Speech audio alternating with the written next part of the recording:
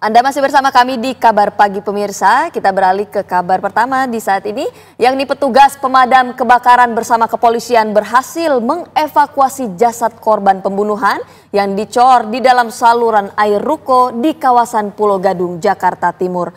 Jasad korban langsung dibawa ke Rumah Sakit Polri Kramat Jati guna kepentingan autopsi.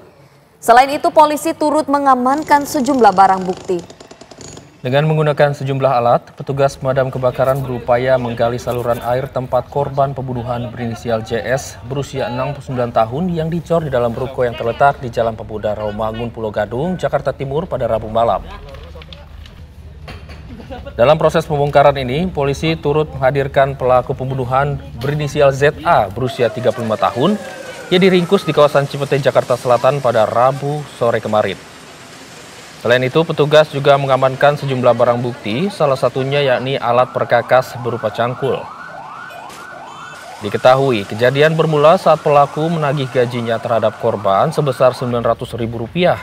Namun korban justru menampar pelaku hingga akhirnya pelaku yang tak terima langsung menganiaya korban hingga tewas. 2 hari setelah aksi pembunuhan tersebut, pelaku mengubur korban di dalam saluran air ruko dan dicor. Tak sampai di situ, pelaku juga turut menguras isi rekening korban sebesar Rp50 juta.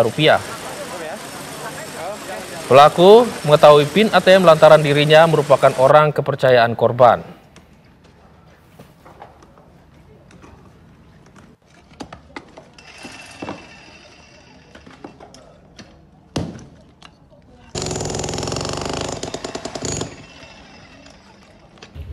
Ayo, boleh kita tolong bantu dulu ininya biar langsung masuk. Untuk mengetahui kondisi terkini kasus pria Parubaya yang ditemukan tewas dicor di dalam ruko di Pulau Gadung, Jakarta Timur, kami telah terhubung dengan reporter Yulinda Tridewi di lokasi pengecoran. Yulinda, silakan dengan laporan Anda.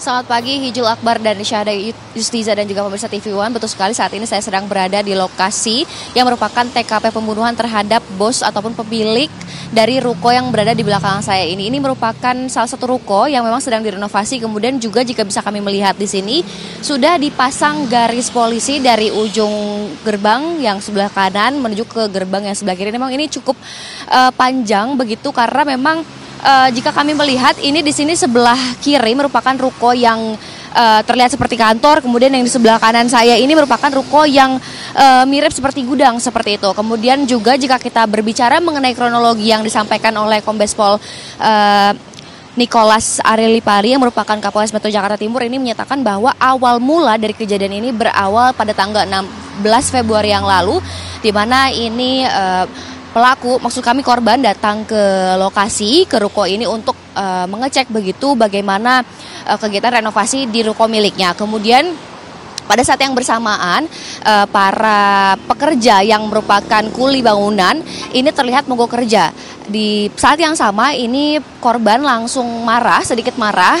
Akibatnya memang pada saat yang bersamaan juga pelaku ini berada di lokasi. Kemudian setelah kejadian itu pelaku juga sempat diajak oleh korban untuk melaporkan kegiatan pencurian yang dilakukan oleh karyawan yang berada di ruko ini, di mana pada saat yang bersamaan juga ternyata pelaku ini malah menagih gajinya begitu. Sempat tadi emosi karena memang melihat mogok kerja daripada karyawan, kemudian juga tertagih gaji oleh pelaku. Ini korban langsung menampar pelaku, di mana pelaku tidak terima, kemudian pelaku akhirnya mendorong korban hingga terjatuh. Kemudian pelaku ini tidak sampai di situ, pelaku melemparkan batu ke arah kepala korban sehingga korban meninggal dunia. Kemudian setelah meninggal dunia ini korban, maksud kami pelaku, untuk menghilangkan jejaknya, pelaku langsung menguburkan korban di saluran air, dan tidak sampai di situ juga pelaku mengecor jasad korban di dalam rukonya.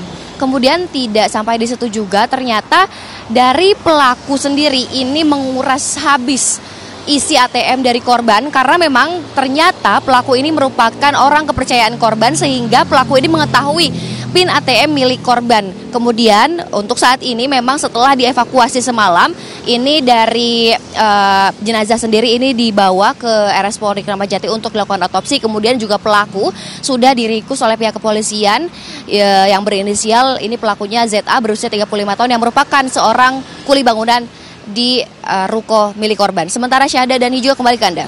Ya, Yulinda, sejauh ini apakah Anda mendapatkan informasi ini pelaku ini hanya ZA saja atau ada indikasi pelaku lainnya dalam pembunuhan ini? Ya, Hijau, memang sejauh ini dari pihak kepolisian ini masih menyatakan bahwa hanya ZA saja yang terlibat dalam kegiatan ini. Namun memang dari pihak kepolisian sendiri ini belum ada informasi terbaru. Kami masih menunggu informasi terkait keterlibatan pelaku-pelaku lainnya, Hijau. Baik, terima kasih Yulinda mengabarkan langsung dari Jakarta Timur. Selamat bertugas kembali.